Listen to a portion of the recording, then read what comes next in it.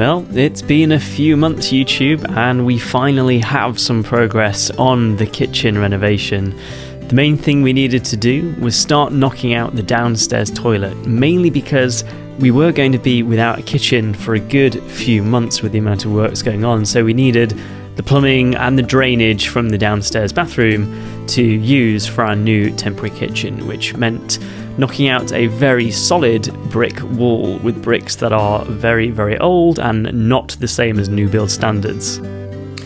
And here we are. This is the start of pretty much the renovation, and it's been a lot of planning that's been going on. So what we've got to do today is knock down this here, which is the old downstairs bathroom. We're going to have the kitchen. The temporary kitchen is going to be moved over to here, which then means we can knock down the real kitchen, knock through the walls and create the brand new open plan kitchen diner with the big sliders on the back. Now, let me show you some of the interesting things that we've found with this room. So this is the progress so far. So there was an old wall here and it's non-structural, thankfully, although it is brick, meaning it's really, really hard work to get it knocked down and get everything sorted. And then down here, you basically got the basement is through there, so I just need to put a little bit of wood over the top there to make this literally just a temporary flooring so that you can walk across it without falling through to the basement. And that's basically the supporting wall downstairs, albeit is no longer supporting anything because these joists are supported and notched into the wall over there. Now, the really interesting thing is that now we knew with the alarm is like 40 years old. It's definitely past its due date, although it does still work and has been serviced. We always knew when there was a door in here and there was a door frame that went to kind of down there, that you had to close that door to be able to set the alarm, which meant there was some kind of sensor in it, although we could never see anything. Now, as I've been chopping out the door frame, what I found in this corner here, if you can just see it, if I use this stick to point with, you can just see, if it focuses, there we go. You can just see there's a white cable and I can't actually move the door frame. And actually, I've got no idea what it is. It's some kind of sensor and it was sensing whether the door was open or not. But the wire just goes into the wood and I've got no actual idea what's inside it. Although I can kind of see in there's some copper wiring, I'm not too sure. There, you can just see some like wiring just inside there, like a red cable. So yeah, clever sensor built into the door frame. I don't think they really do that anymore, but the alarm annoyingly is still active. So I need to disconnect the alarm and disconnect from the mains, let the battery wear out, and then what I'll do is I'll snip that cable, because I have a fear that if I snip it now with the alarm still working with the battery in it, it'll trigger the whole alarm system. So we'll have to wait to finish that one. However, today's task is to knock down this wall. I'm just going to make sure I get the switch electrics out of here, which you can kind of see just poking out around the back over there, so that's not a problem. This wall, also non-structural, this one's going to come out as well, and it means we've got a nice big open space here, and this kind of like old bit of the hallway is no longer dead space, and we can finally start using it. Also, we got planning approved finally, which is really good. We've got planning approved. We have one condition for the materials, which has also been approved as well. So now we can fully start everything. The main builder is due to start in January. He's going to be looking after the main gable in the front of the house and the roof structure, while we start working on the inside and doing stuff like this, trying to get everything ready on the inside. So a very, very exciting time.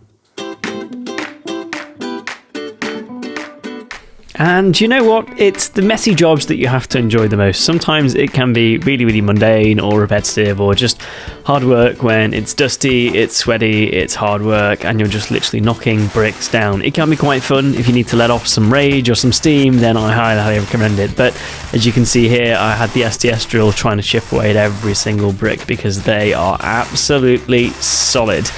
But needs must, and you have to carry on and keep going because there's a lot more of this to go until we're definitely done with this entire project.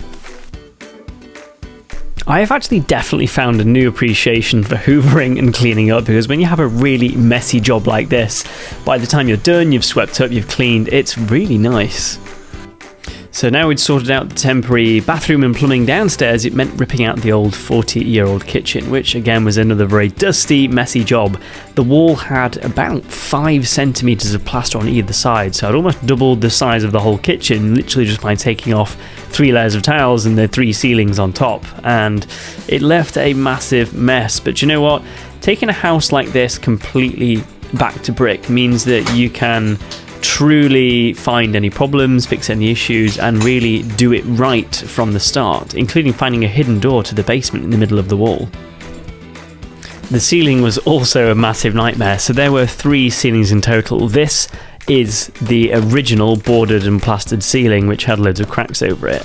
Underneath that, they'd boarded some temporary studded out ceiling, and then beneath that there was another plasterboard and skimmed ceiling. So again, we'd gained an extra probably 10 plus centimetres worth of head height in the room because there were so many ceilings on top of each other. So it was really satisfying pulling this final layer down and getting to the actual original joists which are supporting the upper floor in the house. And with renovation means you need to furnish a house with all the necessities, which is why this video is kindly sponsored by Emma, the sleep company. A lot of people ask me how I manage a day job, hobbies, seeing friends, and renovating a huge home. The reality is I prioritise sleep and invest in my health by getting 8 hours a night to avoid burning out and keeping a healthy mind, which is why I'm super excited to talk about Emma. For a while, Emma has been known as a mattress company, but they have evolved into a one-stop shop for all your sleep needs. Emma doesn't only sell mattresses, but all the sleep products you need for a great night's sleep. From pillows, beds, toppers, duvets, bed linen, blankets, and more. They have a 200-night risk-free trial and a 10-year guarantee. Plus, they've been given a ton of awards for their products in the UK. The mattress is super comfy with 6 different layers, and their winter sale right now, you can get up to 25% off, plus an extra 5% by clicking the link in the description below. Seriously, a good bed is one of the best investments you can make. Forget renovating houses.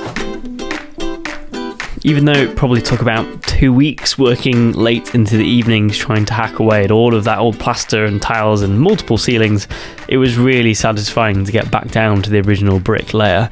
Which meant the big thing next was starting to sort out the steel and knocking through the structural wall, which goes all the way through the house, all the way up to the roof, but lo and behold, just by magic, it disappeared. I did get a team of builders in to do this. I just did not want to do this myself. It was too heavy, lots of work. They were good, they were okay. The main builder decided to ignore the structural engineer's drawings and decided to install tiny pad stones, which I'm still trying to sort out with the structural engineer today. We had a massive gap in the back of the house for the 3-metre bifold and angled lintel, and unfortunately one of many storms hit, but the result was great, and this is what we ended up with a nice opening, which meant I could board it up, make it safe and secure, get the sliding door on order, and start thinking about insulating the room and getting it ready and making sure that it's going to be warm and nice. So here's my dodgy electrics. We've been very, very busy. So this is a bit of an update where we are at the moment. The main room that we're working on here, that you can kind of see in the background, this is going to be the open plan kitchen diner. So if I spin the camera around, what you can see there is where the chimney breast is. That's going to be the run of the new kitchen. It's kind of going to go there. Run around the back, that's going to get bricked up in a second. And then this was the old kitchen here. You can kind of see the old tiles. And that's just going to be like a kind of TV on the wall there, kind of table and kind of built-in seating as well. Now, there's been some good progress in here over the past week. You might be able to remember that patio door was in the back of the house originally, and now I had some builders come in and they've done an awesome job. So they've installed a beam on the back there, and I specifically asked them, because what I wanted, and this will make more sense when the room is put together, I basically wanted a floor to ceiling sliding door, because usually what you do is the cheaper way to do it is you get the beam and you would rest the joists on top of the beam. So the beam would kind of go like there and run all the way along, and then you'd kind of have like boxing at the top. Whereas what you can see up here is I've asked the builders to hide the steel into the wall. So that's the padstone, and then the steel is sat on the padstone, and then there is a timber that runs on the inside, and then what they've done is notched every single joist into the beam, which means, if you can kind of picture this, when you put your plasterboard on top here and then it runs down the wall, the beam completely disappears. And it also means that, imagine the plasterboard runs right up to there, the new 3-metre sliding door on the back of the house, because we've gone for sliding doors rather than bifolds because I don't want loads of frames in the middle, we just want massive panes of glass. What you'll be able to imagine or picture is that you'll have glass all the way up to the top, and then we've gone for some super slim frame aluminium windows as well. So it's going to be just glass all the way in, and the amount of daylight in this room is going to be incredible. I've also done the same here. So there was a wall, I don't know if you remember, there was a structural wall that went in here, and we had 2 sets of joists slotting into it. So that's the bedroom upstairs, that's the bathroom there, and they were all interlocking into the structural wall. So what we've done is we've taken that out, we've put a new beam in, but same again, rather than do the lazy job, which is put the beam here, run it across, and then rest all the joists on top of it very easily, I asked the builders to do the more complicated job and effectively slot the steel into the roof space, which basically means that all the joists now slot into it. So again here, when you plasterboard over the top, you'll essentially lose the beam and it'll completely disappear. And that means as well, if I'm kind of looking from here, you don't have this kind of like big box section here in the room. It's going to be a completely flat roof all the way through. So I was really, really keen to get that. And I think that is a really good job well done, which is awesome. So some of the problems in this room. So we've cut the door out here, and that's going to be for a future utility. I just need to put a lintel in the top and then I can take the bricks out. But because that's quite a very dusty, messy job, we've done it now rather than in the future. I need to fix the floor here. So this is where the old wall was. It goes into the basement, so the wall carries down another kind of 6-7 feet. So I need to somehow find a way to fill in that little bit and make the floor nice and level so it's seamless across there. This doorway here, you might be able to spot the problem. So doorway here, I've taken the flooring out there as well, and you can see the continuation of the brick wall into the basement.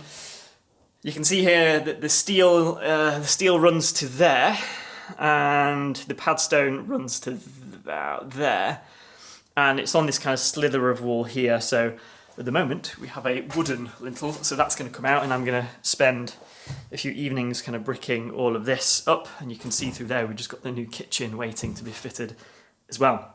So I've got that to brick up, I've got that to sort out, we've got the chimney breast to take out. That's going to be a hell of a job. We're getting the sliding door company coming later this week, and they're going to measure up a lot of this and kind of help me figure out how to fill the cavities and get them sorted. So I started putting cavity trays in there. However, they've said that a cavity tray is not going to work, and they've got a different solution because they need to be able to fix into the cavity itself. So I need a new solution, and I now need to rip out yesterday's work there. Then what else do we need to do? Okay, yeah, one of the things we need to do is over here. What I've done is I've had to replumb all of the pipes. So this was the plumbing for the old kitchen here, and the water supply came in from the basement down there in the meter, ran up the wall here, and you can kind of see these 2 dead pipes. They effectively fed the entire house, which I've capped there. I then had to cap the hot water here, which ran through the wall here, which was in the way of the steel, hence having to remove it.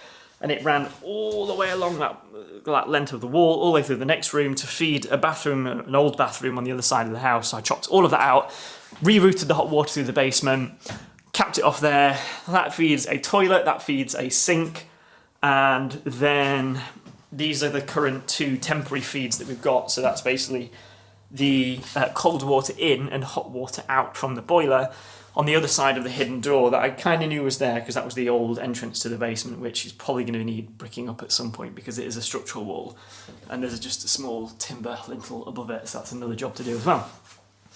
We've got a new lintel in here, so that's now part of the structural wall because the beam is kind of connected and sat onto all of this. I need to fix it over there as well.